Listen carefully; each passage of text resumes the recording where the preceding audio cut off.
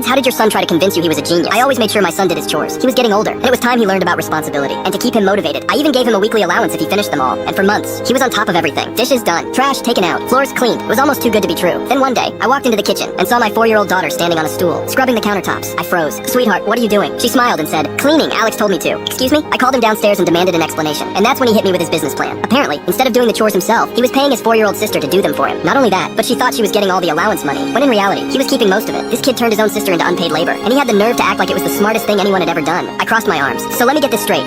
You're outsourcing your chores and underpaying your own sister. He nodded. It's called business. Dad, I took a deep breath and stared at him. This kid was running a whole underground operation in my own house. And the worst part? It was working. I sighed. I couldn't even be mad. I walked over, patted him on the shoulder, and said, yeah, you're gonna be rich one day. Then I turned to his sister and said, you're getting a raise. I've never seen someone panic so fast. His jaw dropped. Wait, what? I smiled. In fact, from now on, I'm paying her directly. He shot up from his chair. No, you can't do that. I shrugged. I don't know. Son, it's just business. He hated me for a week. But hey, at least he learned how harsh business can be.